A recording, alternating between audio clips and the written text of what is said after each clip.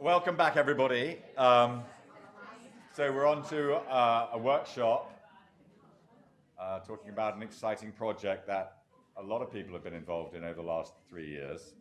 And the PI of this project is Toby Burrows. Toby Burrows is a senior honorary research fellow at the University of Western Australia and a senior researcher in the Oxford E-Research Centre at the University of Oxford. His main research interests are digital humanities, medieval manuscript studies, and the history of cultural heritage collections and collecting. His current project, along with many others, is mapping Manuscript Migrations, funded by the Transatlantic Platform under its Digging into Data challenge. MMM is a multi-institutional endeavour, including the Schoenberg Institute, and I leave it to Toby to introduce the project and the team. Thank you, Toby. Thank you, Will. Well, we had the perfect introduction at the end of the last session, I have to say, no linked data, no future. So this is linked data, and whether this is the future or not, we'll leave it for you to decide. This session, I know it's billed as a workshop, but we've got 4 speakers talking about different aspects of the project, and I'm going to talk first in fairly general terms and cover an overview of the project, and then we'll have 3 other speakers talking in more detail about different aspects of the work. And in order, they will be Mikko Koho, who's a researcher at the Semantic Computing Research Group in Aalto University in Helsinki, Hanno Wijsman, who's a senior manuscript researcher and developer of the Bibal database at the Recherche in Paris, and Lynn Ransom, who of course literally does not need an introduction to this audience, but is our incredibly generous host for this, as well as curator of the Schoenberg Institute for Manuscript Studies. We hope there'll be time for questions at the end, although this is the PowerPoint to end all PowerPoints. I think we've got something like 100 slides here between us. It's all in one giant PowerPoint now. And I do want to say we are not going to show the site live during this presentation, but we will be here from about 1:45 at the end of the lunch break. So if you want to come and run through a live demo then, we'll be here to show you any of the details that you might be interested in. So, okay, let's get moving. As Will said, this is a project funded by the Digging into Data challenge of the Transatlantic Platform, and there are 4 partner institutions. You can see at the bottom we have 3 of the 4 principal investigators here, which is great. Started in mid-2017. It's reaching close to its completion, at least of what I see as stage 1. And the budget, it's in 3 different currencies because each institution is funded separately by its national research agency. But if you convert it all to Australian dollars, I worked out, and don't laugh at the Australian dollar, even though it keeps going down. But it's quite useful because it adds up to nearly $1 million Australian dollars. It's about 950,000. And at the current exchange rates, that's probably going up. And I do want to say a big thank you before we get underway, really, to the project team. There's about 20 names on that list who've worked on this project. They're a wonderful bunch of talented and hard-working people with a real variety of expertise. And they've worked on what has turned out to be a pretty challenging and complex project. And it's their hard work has resulted in what we are able to show you today. So I do want to thank all of them very much indeed for their wonderful contribution to this. So this is pretty much what we told the Digging into Data challenge that we would do. And in fact, that's pretty much the structure of my talk as well, by coincidence. So our focus is really on manuscript provenance. And that means descriptions, metadata, that side of manuscript cataloguing and information. So we're not looking at digitization, digital images, or digital texts as such. But as you'll see in the second dot point there, this is linked data with a capital L and a capital D, and that does actually mean something very specific technically, and I'll come to that in a minute, talk about that in more detail. So I won't go through all of those now, but you'll see these components as we go through the presentations. So to start with the heterogeneous data from various sources, we have 3 data sources that we've incorporated into the current version of the project. And they are 3 very different sources, although they are all to do with manuscripts, and 2 of them particularly with manuscript provenance. So there's something like 260,000 records in total across those 3 databases. The Bodleian catalogue, which was launched in 2017, covers about 10,000 manuscripts. Quite a lot of that is old descriptions in new forms, but they do make clear where the descriptions come from, which ones have been updated, what the history of each manuscript description is. As you can see, you can browse it by manuscripts, works, people and places. And it's based on the Text Encoding Initiative manuscript description guidelines. So they are XML documents, 1 per manuscript. And as you can see, and as we saw in the previous session, these have links to people and places in authority files. But provenance is basically presented as a narrative. So it's somewhat what I tend to think of as old school manuscript description and cataloguing. I probably don't need to explain the Schoenberg database except to say that it's a relational database and that the basic unit is an observation of a manuscript, not a manuscript, and that's an important distinction because that's an observation from a sale catalogue, an auction catalogue, a library catalogue, or the catalogue of a personal collection. So that's the typical record from the Schoenberg database for an entry in a sale catalogue. You can browse in many different ways. The functionality is sophisticated. You can look at all the different sources, the catalogues.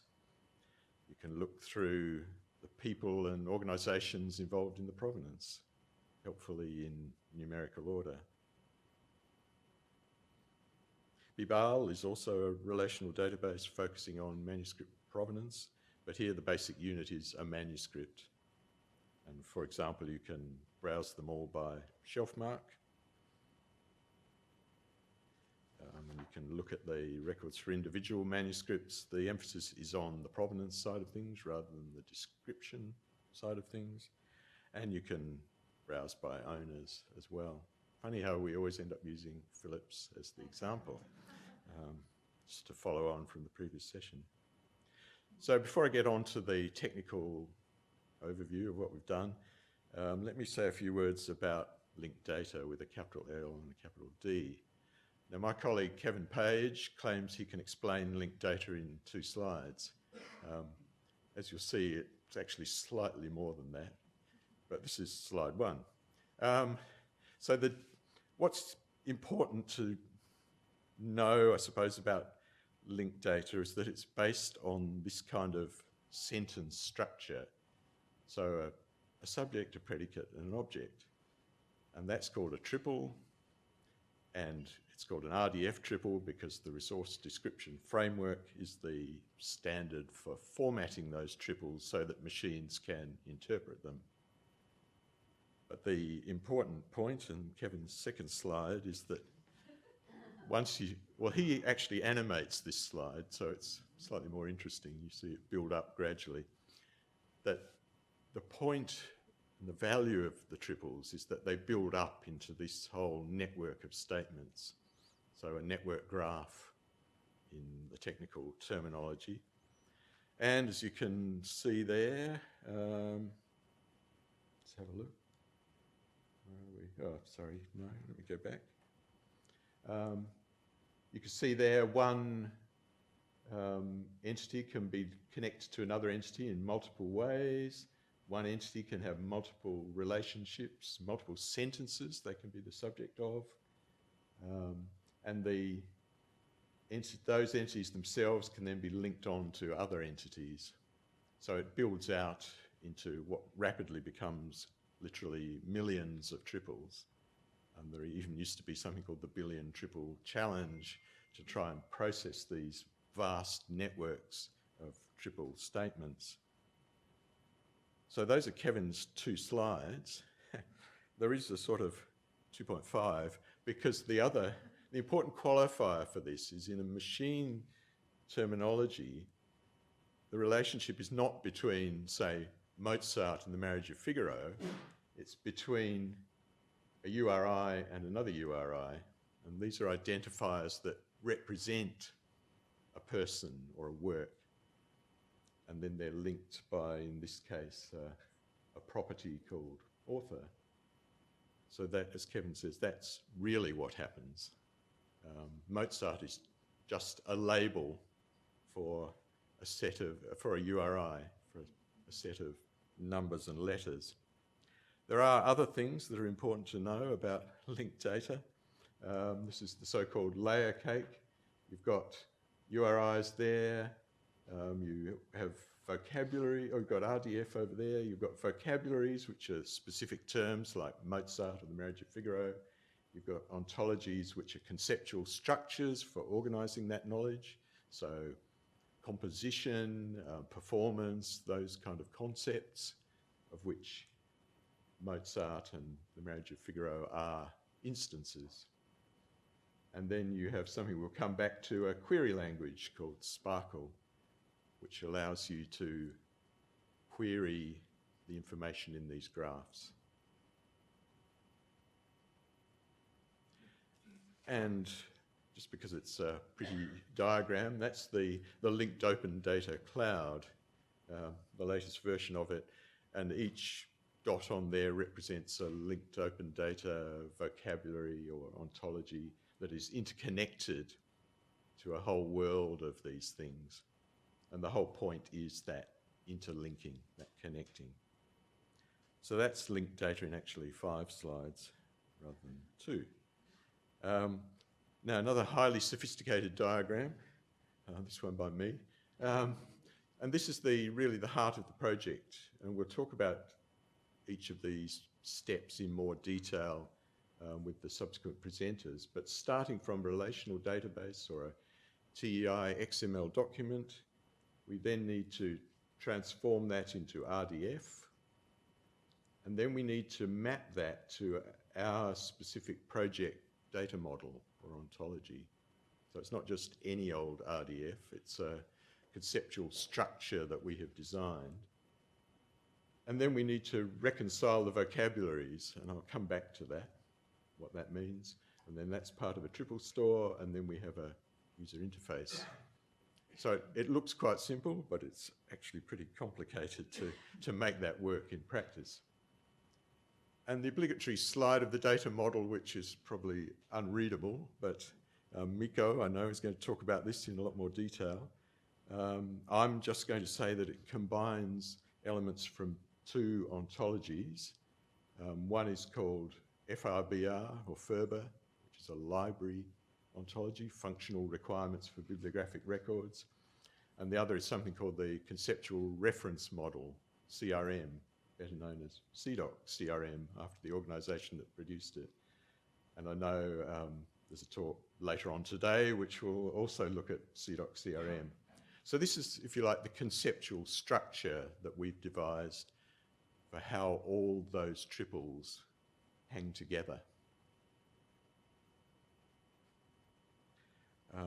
Actually, that's an even more sophisticated diagram. We've got a few here. That's from a workshop we did showing an example of a manuscript and all its connections out. That's its little network graph to all other entities and the relationships to other entities. that's more for amusement than anything else. And that's only a very small part of the giant network graph constructed by the project. So I mentioned reconciliation of vocabularies.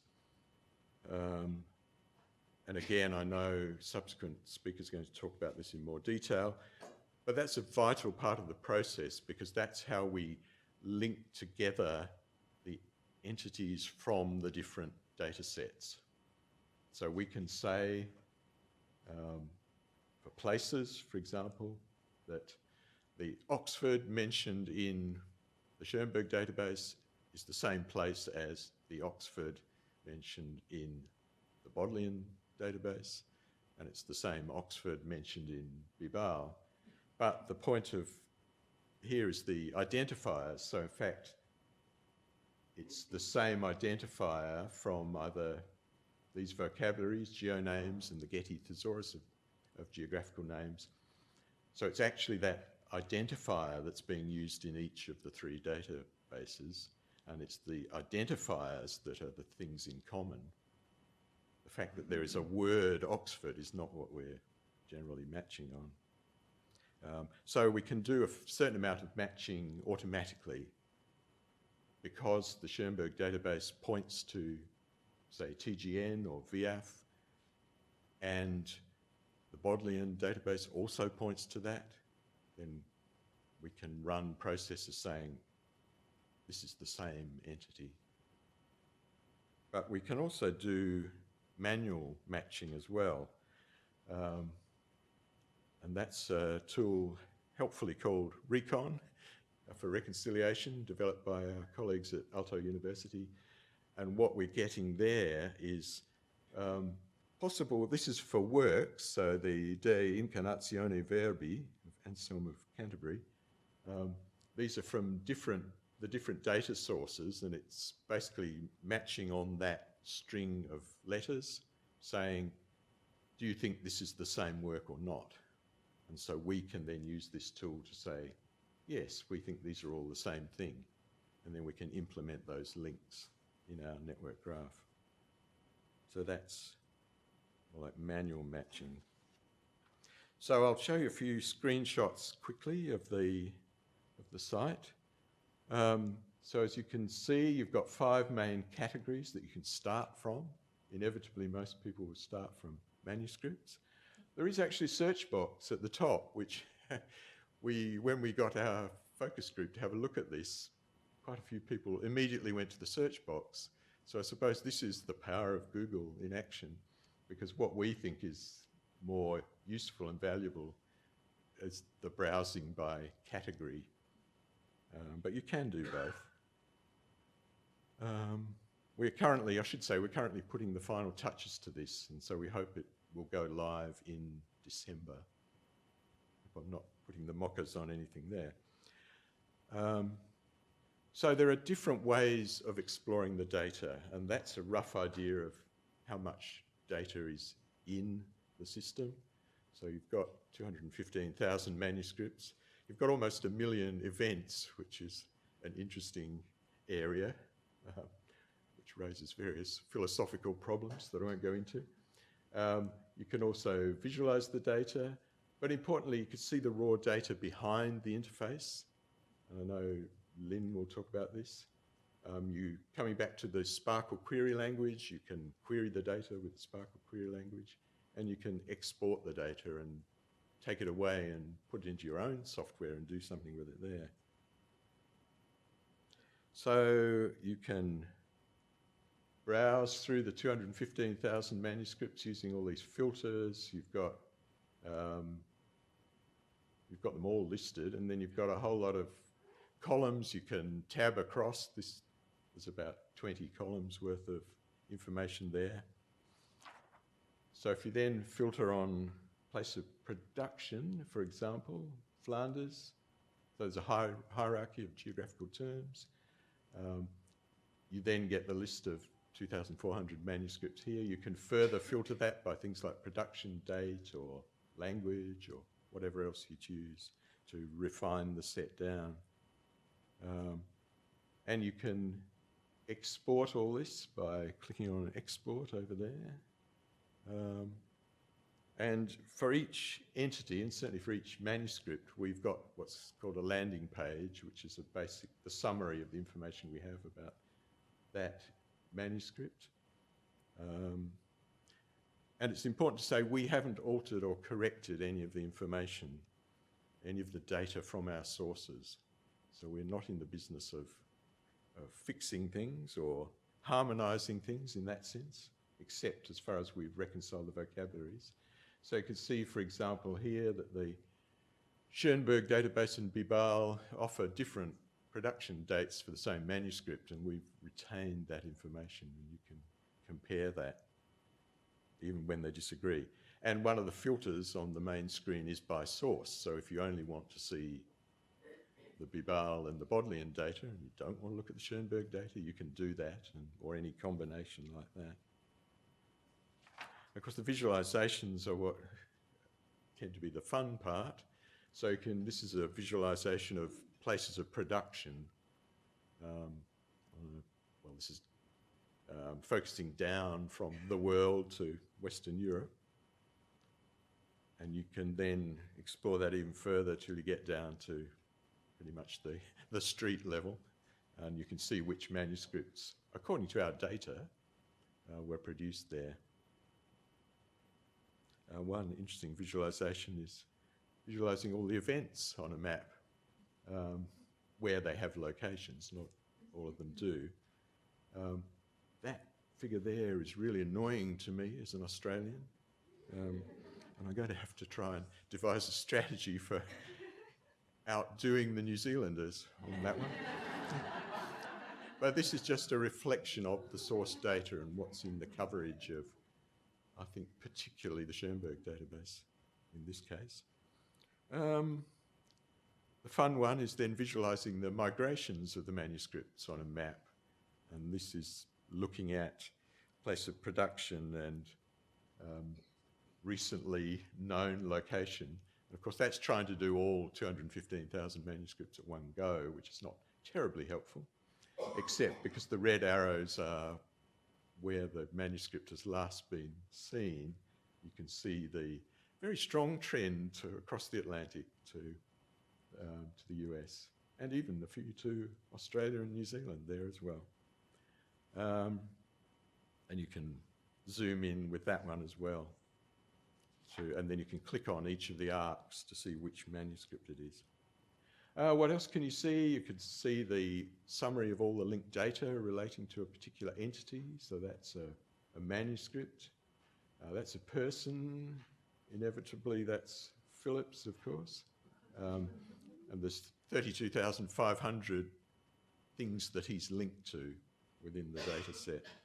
It's about 8,500 Phillips manuscripts.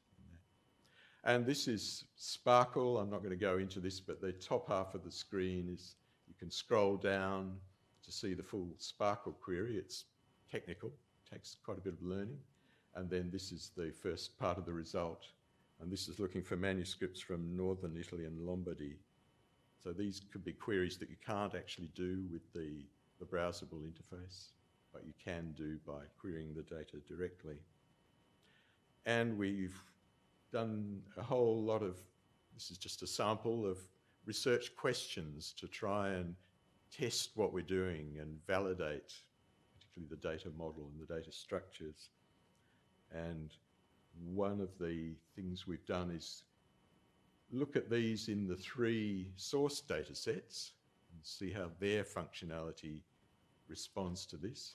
In the case of this question, it's not always possible, and it's not easy in any of the 3.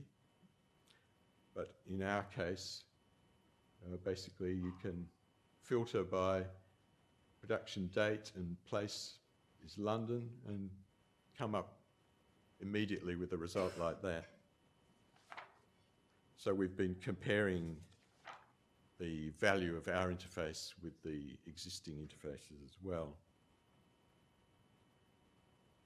And I said we were committed to making available the data and the software. We have a GitHub site where the scripts and the software are available, and the Bodleian data is there as well, all their TI files. And we do have a whole series of, these are our contribution to the what's next question. So improving the structure of provenance data, of how to model provenance in computer systems, looking at expanding the external vocabularies for reconciliation. The other ISME, we had one ISME acronym this morning. This is the International Standard Manuscript Identifier. And then generally expanding the horizons of the future of linked open data for medieval studies. And that's where I'm going to finish. So I will now hand over to Mikko to talk about things like the data model. Hello everyone. I'm Mikko Koho from Aalto University in Finland, and yeah, I'll give a bit more of a technical presentation then about the data model and how we have in practice been integrating these different data sources together. So like Toby mentioned, we have rather heterogeneous data sources. So the Schoenberg database has provenance observations of manuscripts, whereas the other two have data more, or metadata about more like the actual manuscripts.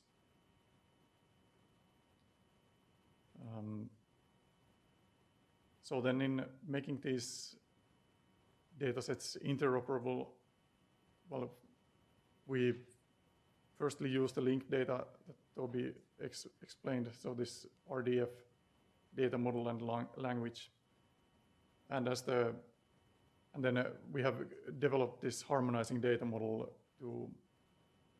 to combine these data sources in a way that we don't lose the valuable information in them, but we can sort of express all of these in one data model. So it's based on the CDOC CRM and the Ferber, and more specifically the Ferber OO model, and I'll talk about these in a second. And so then we also do this entity reconciliation of trying to understand what references to objects in the source databases or between the source databases are the same.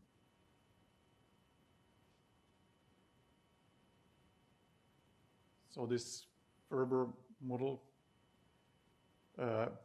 basically contains these 4 levels to express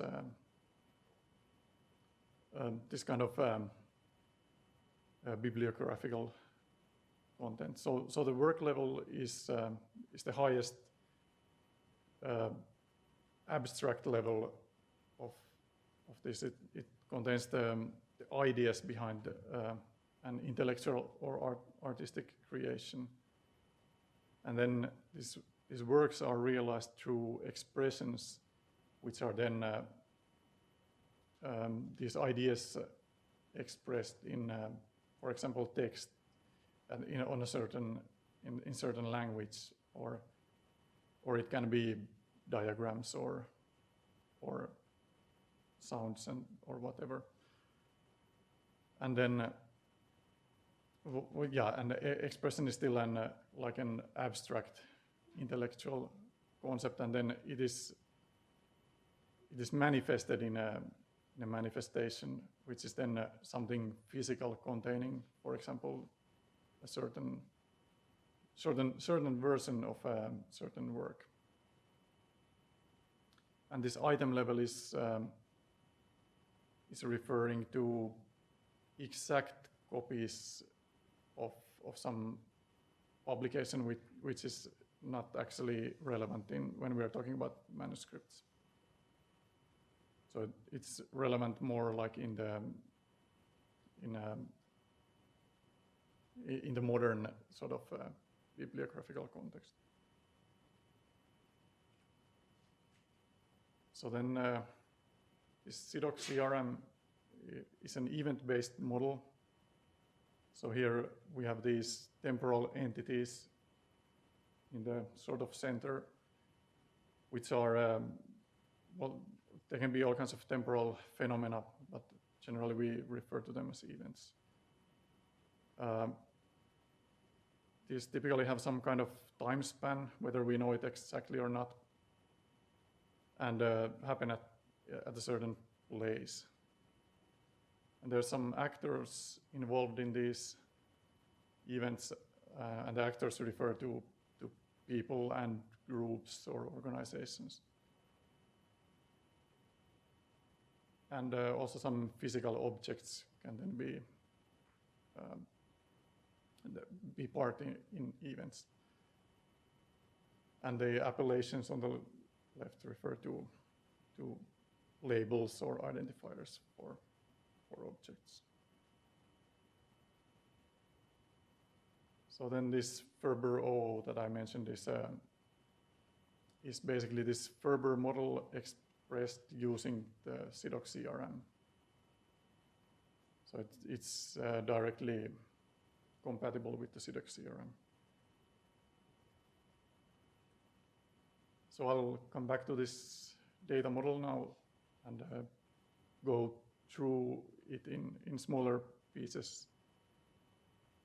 And yeah, so here we have the sort of key concepts of the data model, like the work, the expression, and then the manifestation singleton, which corresponds to manuscripts. And then we also have provenance events on the right and collections in the bottom. And the green color in this refers to SIDOC CRM, or, well, we use this version called Erlangen CRM, which is more or less the same, just expressed a bit differently. And then the yellow is the Ferber O. And the orange ones or something like that are something we have developed to use with these. And so here we have the manifestation singleton sort of being maybe the main class of entities. So then the entities belonging to this class or resources, they have these kind of properties that are shown here. So a manuscript consists of certain materials, has certain owners or has had owners, and has dimensions and identifiers. Then we have production events relating to these manuscripts. And here we actually make a sort of simplifications, basically, because these productions of manuscripts would mean that it's basically a copy. It's not the creation of the event that has also created the intellectual content. So because we don't generally have this kind of information available, so we just assume that they are copies, because I guess most of them are. And then, right, so then these productions, they might have information about the involved people and where it has happened, and also the time when it has been done. But some of these information shown here are actually quite sparse, so we often don't know where the production has happened, but it's still displayed here. So then this manifestation singleton carries the expression, which generally has language attached to it, but not much else. And then an expression creation event involving, again, an actor and time span and place, if the data is there. And then this expression creation event has created a realization of a work. And then there is the work conception, which is sort of the event of actually creating the original work, and then there would be an author then linked to this. if it's known. And in some cases, again, we know the place and time, but that's rare. So then these manuscripts can also be composed of other manifestation singletons. So manifestation singletons can be composed of other manifestation singletons, basically, meaning that it's we have pieces of manuscript that we know belong to like a bigger whole. And then we have source information where from which database this has come and from, like also from which catalog often. So then if we look at these provenance events, in many cases these are transfers of custody, which is a more specific CDOC CRM event. If we know that the manuscript has, for example, been sold to someone, then we can make this kind of events. But mostly they are some sort of activity involving the manuscript and often some person, and in some cases also time and place. And then we have these named collections that are contained in the source databases. So here again we have owners and locations in some cases, and in some cases even time spans when the collection has existed. So yeah, so now hopefully this looks less scary, this whole data model.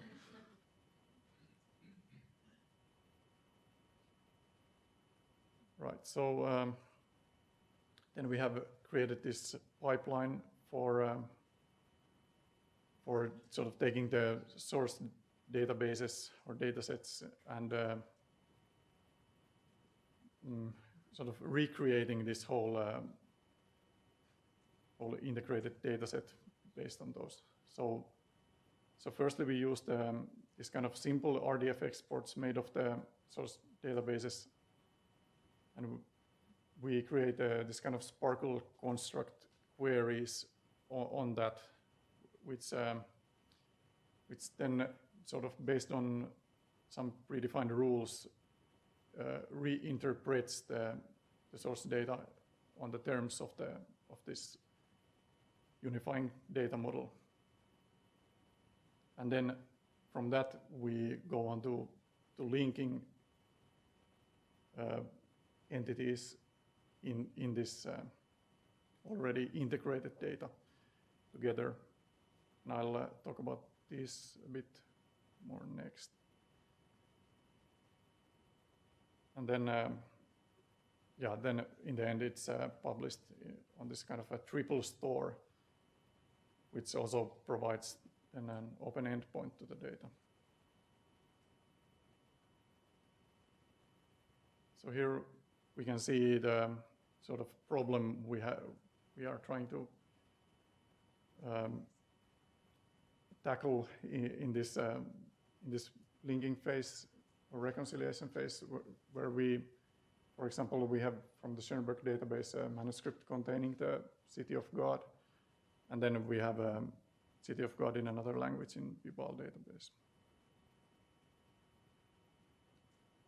And how do we sort of know that these refer to the same work? So, right, so we do some automatic reconciliation in which we merge duplicate objects between the databases, which are based on the vocabularies basically used in the databases. So for places we use the Getty source of geographical names, and for actors YF. And in addition to these, we identify duplicate manuscripts based on the self marks and Phillips numbers. Right, so Toby already explained this. So there are vocabularies used in the source data, and then we sort of use some of these to link these entities together. And in the case of Bibal, we first map these places basically to TGN, or link these places to TGN, and then from those we sort of merge these together. So here you can see in practice that there's Augustine and his YFID shown in two of the databases. And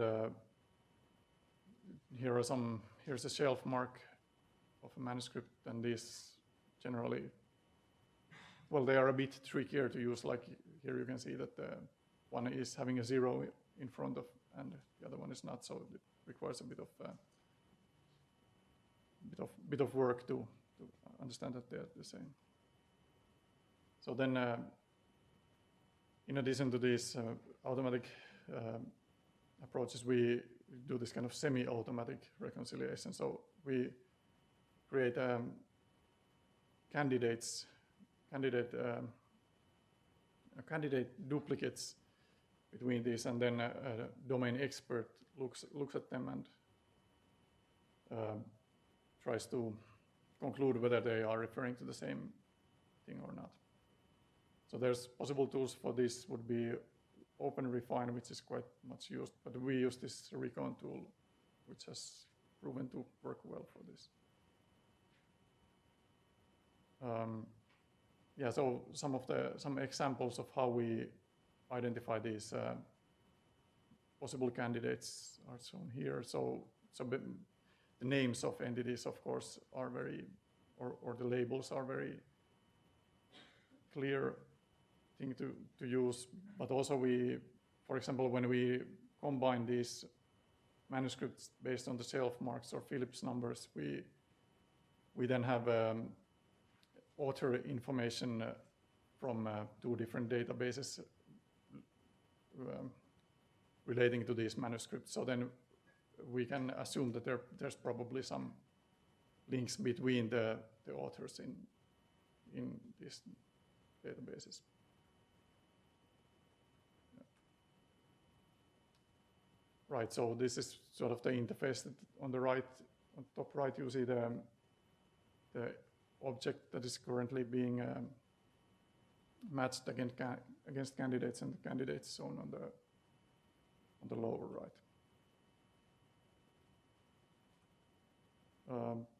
Right, so here we can see the linked data of a manuscript, which Toby already sort of explained. But here you can see that, for example, this one is having Bibal database and Schoenberg database as a source, so it contains information combined or merged from these 2 databases. And this is then one of the works contained in this manuscript. Right, so some lessons learned from the perspective of working with this data and integrating the data was that, well, yeah, it was more effort than we initially thought to understand and to understand enough what the data is and how it's modeled to be able to devise a data model that is able to bring all this information together.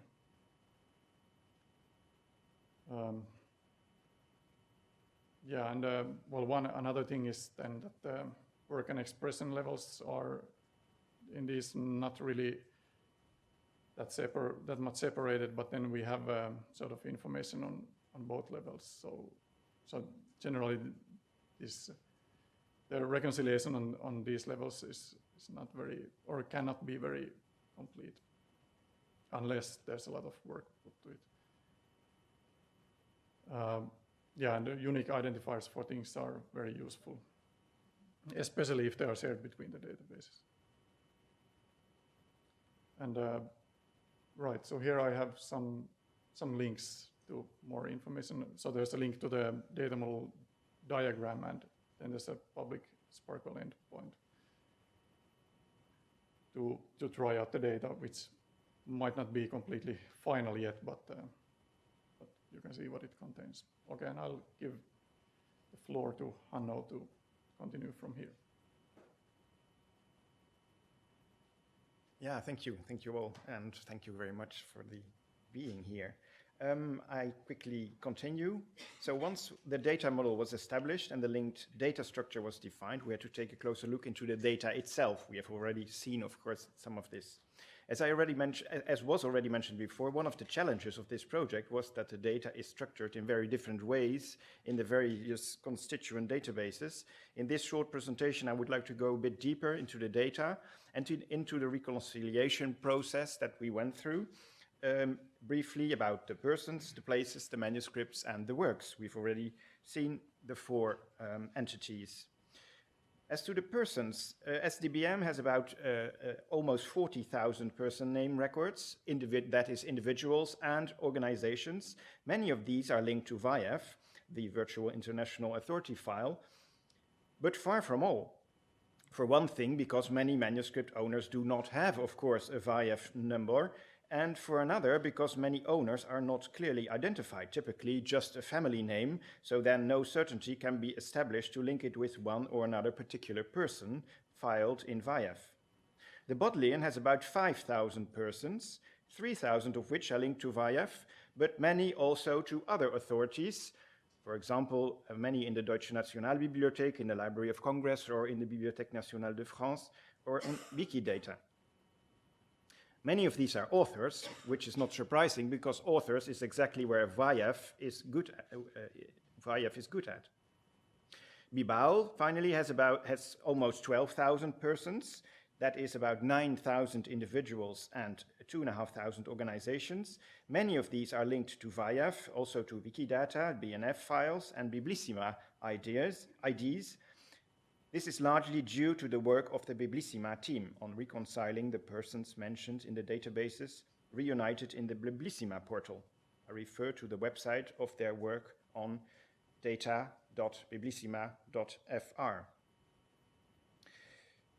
SDBM has more than 2,000 place names linked to the Getty TGN authorities.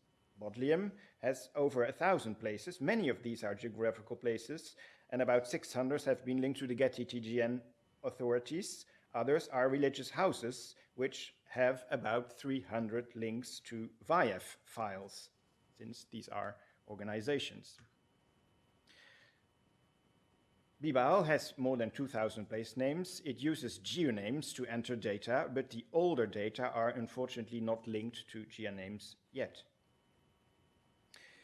Manuscripts then. SDBM has about 25,000 manuscript records, each of which reunites several entries. As many of you will know, SDBM has also more than 150,000 entries that remain orphans. These orphan entries also count as manuscripts in our MMM portal because they are, of course, reflections of manuscripts, though many of these entries may also correspond to other SDBM entries and are thus counted twice or more times. In the Bodleian, each of the 13,000 manuscripts has an Oxford shelf mark, because it's a catalog, and an ID. Moreover, there are also links to Pinakes for Greek manuscripts and Jonas for French manuscripts. And in Bibal, of the 12,000 manuscripts, most are so-called manuscrits conservés, preserved manuscripts, and thus they have a current shelf mark and are directly linked to the IRHT Medium database, in which we have about 80,000 shelf marks. Some, however, are manuscrits attestés, witnessed manuscripts, which means they do not have a shelf mark, only a last known location, typically mentioned in a sales catalog or in an old library catalog. They are thus comparable to the orphan entries in SDBM, but the difference is that if we know a certain manuscript has popped up in several sales and inventories, only one entry will be created in Bibal. And finally, as to works, SDBM has no separate record for works. Titles of the contents of the manuscripts are recorded as giving in the sales catalogs or other sources, and they are retrieved from which they are retrieved. Bodleian has about 12,000 works with IDs, and some external links, mainly to Pinakes for Greek or Mirabile for Latin manuscripts, works. Bibale has about 2,000 works, mostly Latin works, but the contents of manuscripts are not always linked to these works. Indeed, most of the time, the contents are simply given in a general field of the manuscript records, similar, in fact, to SDBM. Moreover, links to works are sometimes given directly between the manuscript and the work, sometimes via the text record, which refers to the specific version of a work in a book, in a manuscript. So, harmonization or reconciling was an important stage in our project, as has already been said before. The recon tool of our Finnish colleagues was a great help in this. However, as you may have already gathered from the short overview I just did, the reconciliation was not always easy due to the great variation in data. For the persons, the work was the most straightforward. As Mikko has showed, first we reconciled all records from our 3 databases which had the same VIAF links. This was easy, but did not solve everything. As many of you will know, VIAF is in itself a huge depository of data on persons originating from various national libraries, and these data have quite often not, or not yet, been reconciled in themselves. So the very same historical figure may have several VIAF IDs waiting to be harmonized. And SDBM may have chosen to link to one, whereas Bibal could have chosen to link to the other. This problem, however, concerns, luckily, a small minority. Mostly, the presence of a VIAF link was an easy and sure way to merge person files. Thanks to the recon tool, we could then pass to a second stage to do some more systematic, semi-automatized harmonization work, as Mikko has shown, based on string similarity. This was done in 26 packages of records, starting each with one letter of the alphabet. The work was done by members of the project from all different teams. Of course, care was taken that similar names of persons from the same family or homonyms were not reconciled, and this could only be checked by a pair of eyes and brains of one of the project members. In the end, we did 2 rounds of reconciling, so as a team we took care to look at every single person name twice, and as a result of this, about 40% of the person names were merged. For places, the work was entirely done by the Finnish team, as Mikko has showed. The geonames data, as used by Bibal, had to be transformed into the Getty TGN data, as used by Bodleian. Unfortunately, and in fact to my surprise, no mapping did pre-exist at all, so we had to do it ourselves. As mentioned, unfortunately, the Bibal data, in Bibal, many place names are not yet linked to geonames. I had hoped they would be for the project, but it is work in progress. This could hopefully be accomplished in the future because these places are available in strings of 3 entities: country, region, municipality. All manuscripts from the Bodleian library present in SDBM and in Bibal were quite easy to harmonize with Bodleian records. SDBM contains thousands of records of the Fonds Latin of the Bibliothèque Nationale de France. These were quite easy to harmonize with the about 2,000 corresponding Bibal records. Reconciliation between the attested manuscripts, witnessed manuscripts in Bibal and the entries in the SDBM was not done systematically, but up to a certain extent, for example, using Phillips numbers. Our business is provenance, so the kind of data that are the Phillips numbers, that is, acquisition numbers given to manuscripts by the English bibliophile Sir Thomas Phillips, should be a very good way of tracing corresponding manuscripts.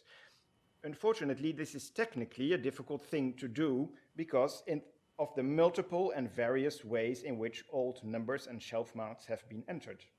So apart from Phillips numbers, which was a very good case to carry out, we could not much rely on this method for other cases.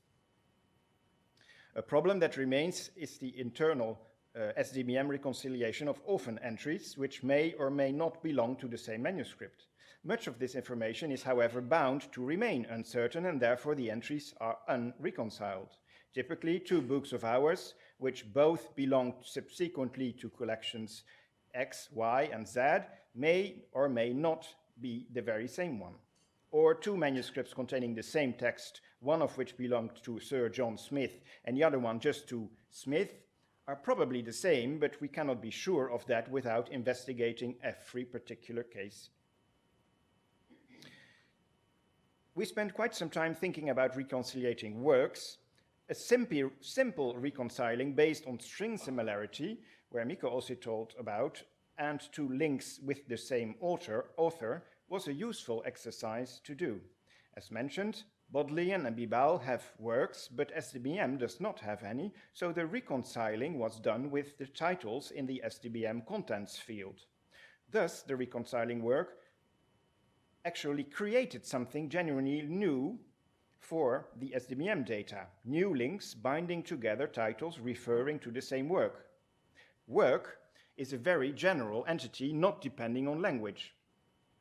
Therefore, we could link together Augustine's De Civitate Dei with the French translation de la Cité de Dieu, or with the files stating on the City of God, as well as in general any titles obviously referring to this same work, but citing it in a different variant title. However, the reconciliation work was necessarily very partial. It only really worked for big works with distinctive titles. Other things like chronique, hours, letter, treatise, and so on could of course not be harmonized because it's impossible to be sure if it actually is the same work without deeper investigation into every single case. Also, for the Bibal data, the use of this reconciling was relatively limited, since even if in Bibal there are 2,000 works present, most manuscripts are not linked to these works, and the title fields of the manuscript records in Bibal have not been taken into account. So this is another example of the imperfectness of the data in the constituent databases, which are all work in progress. Before concluding, I will say a few more words about Bibal and the linking of data.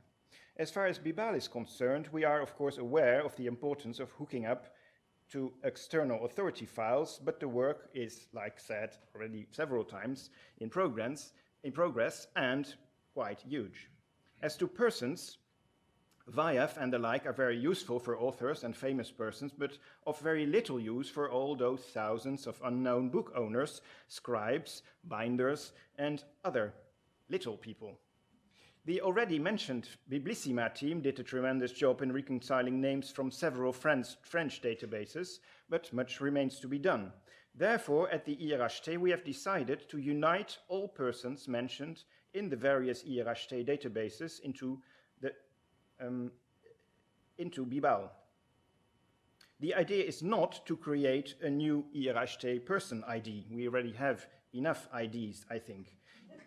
The idea is just to be a pragmatic process of little by little linking together all persons mentioned in IRHT databases. Rather than waiting for the top-down creation of an all-encompassing person ID, to which we can then hook up, we decided to work bottom-up on the hooking together and harmonizing of all persons. So it has now been done for Bibal, for Fama, about widespread Latin texts, and for the database Collecta, persons linked to the 18th century collector Roger Guignard. And next in line are several larger databases, which you probably know about. Jonas for French manuscripts, about 7,000 persons. Initial, 3,000 persons. And Pinakes, Greek manuscripts, more than 7,000 persons. A project for hooking up together the persons from 3 other French databases external to the IRHT has already started, and there is funding for this, with persons mentioned in Sigilla for seals in France, Arma, heraldry, and Devise, about later medieval emblematics. These are databases coordinated by Laurent Ablot. But all that is only for the more or less near future. It is of course to be hoped that the data in the MMM portal will be updated also after the end of the project. This is indeed what we intend to do, of course. So these concluding remarks would like to emphasize that the useful portal built by the MMM project is of course very much dependent on the work on the data in the constituent databases themselves. However, thanks to the MMM project, Synnøve Mikking Antoine Brix and Pierre-Louis Finot, who is present here, have been able to very much enrich the data on manuscripts, on collections, and on ownership marks in Bilbao. I now pass the word to Lynn for the final part. Thank you. I want to point out in my title, this is about the research, the questions, and you. And by you, I mean the people out there. And I see you, I know you're there, who think that everything that has just been talked about doesn't really apply to you because you're a humanist and you don't need to know it. So I'm going to try to convince you otherwise. So my task today is to present the way in which the research questions that MMM tries to answer have informed the development of the MMM project and its data model. I also want to explain their role in shaping the user interface experience, and then to reflect a little on the need for transparency about the final outcome of the project and what that is exactly. The goal of MMM from the beginning has been to facilitate manuscript research across different data sets. Soon after the initial meeting of the 4 partners in Oxford in 2017, the components of the team were broken down into the tech team, who are the programmers and the semantic web specialists, and the researcher, what we called the user team, those that represented the researchers that we'd hoped to attract. Though coming at the problem from different ends, the 2 teams worked in tandem, with the tech team guiding the initial movement forward. The first thing the tech team needed in order to begin its work of building the unified data model was a broad sampling of research questions that would enable the tech team to build a data model that would enable that research. These questions would ultimately drive the development of the data model and the user interface.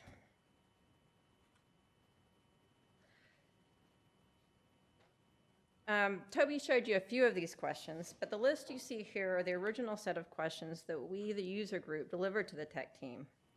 These questions were not intended to be a comprehensive list, but just representative of the kinds of questions researchers might want to ask of our combined data sets.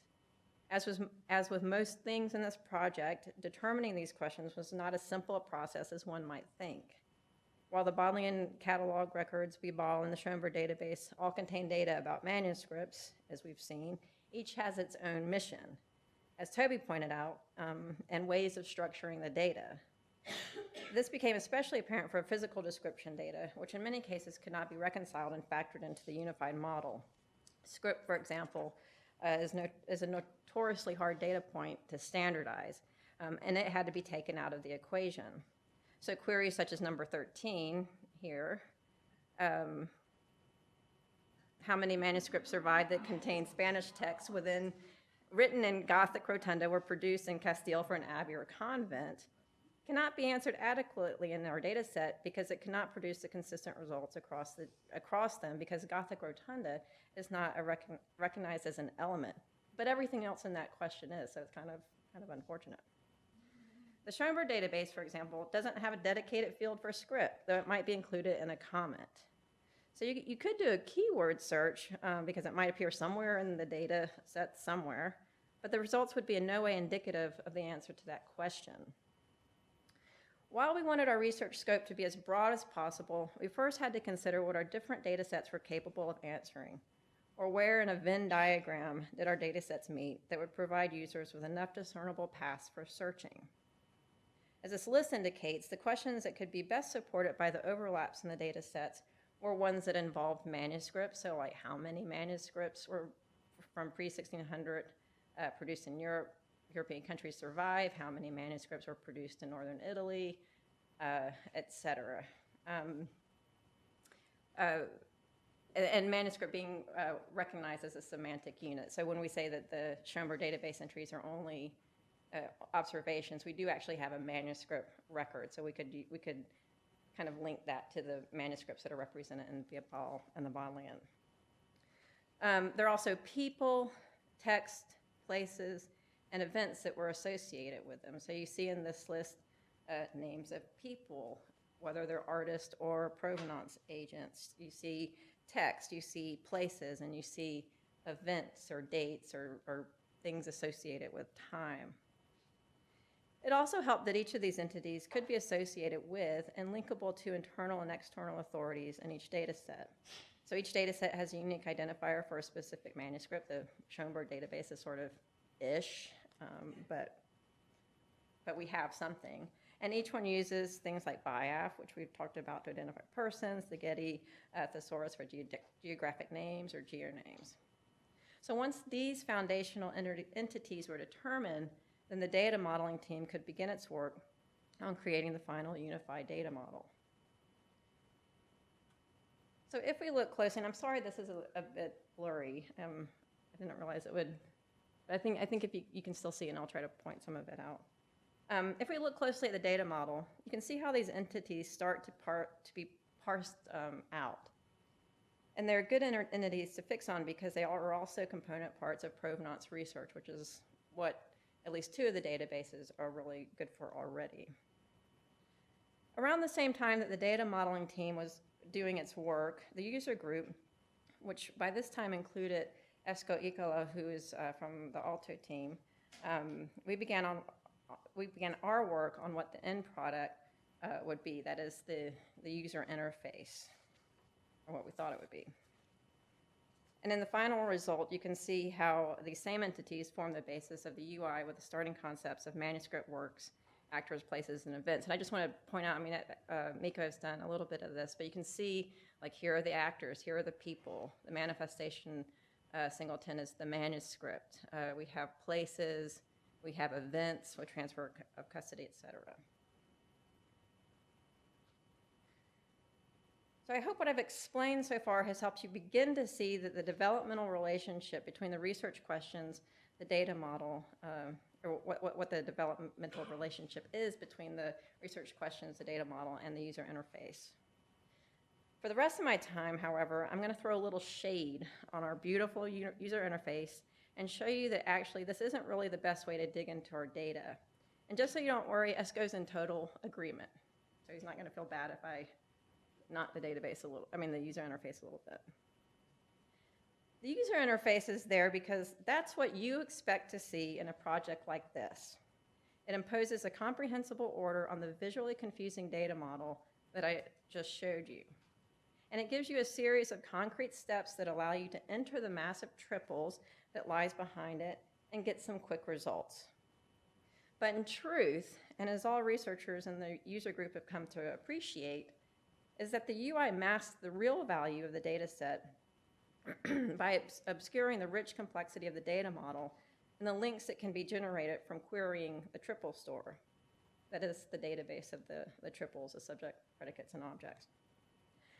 I'd like to give you a sampling of that experience with a brief example to encourage you to learn for yourself how to dig a little deeper in this linked data environment. For some of you, it might be a little scary, but I'll try to be gentle. It was scary for me. It still is scary for me. And I have to credit Emma Thompson, who helped me out with the next part, because I'm still very much learning. My example begins with this question, which on the surface is pretty simple and straightforward. However, this question cannot easily be answered in the MMM interface because the interface cannot do AND queries. We can ask it to show all the manuscripts associated with Phillips, which we get there, and you can see the number 8,747. And we can ask it to show us all the manuscripts associated with Phillips and the manuscripts associated with Beattie. And so we get a bump up here in the numbers, a couple hundred. But this doesn't quite answer our original query, which was show me manuscripts that both men owned, although the answer is buried somewhere in this long list of results. You would just have to really sort of go through each link, and you're not going to do it. But if we believe the data model, we should be able to answer that question. And we can if we use another means to access the database, which is a lot less comprehensible, at least when you first start out with it. With a little perseverance and weekly Sparkle sessions, it brings much more reward. So this is, as you'll recall from Toby's presentation, this is the MMM Sparkle endpoint, which enables open access to the triple store. And what you see is the same question, but parsed out in a language that the computer understands. So you've got your select statements here, which you're identifying what it is you want. You want manuscripts that have an owner and a second owner. And the first owner, we identify here with this BIAF link as Sir Thomas Phillips, and owner 2, the record in Bibal identifies BD. And I hope my team is proud of me for this. I'm going to try to go through this without messing it up too much. So what you're looking at here, and I'm not expecting you to learn this or get it, right? Just look at it. So this is telling the computer, right? This is Zen. So we're looking for manuscripts that are manifestation singleton. So this EFRBROO is a point in the data model taking you to the manifestation singleton. And we're going to give it a manuscript label. And you can see these reflected down here in the columns. And we want manuscripts. So you see you have a semicolon here, right, Douglas?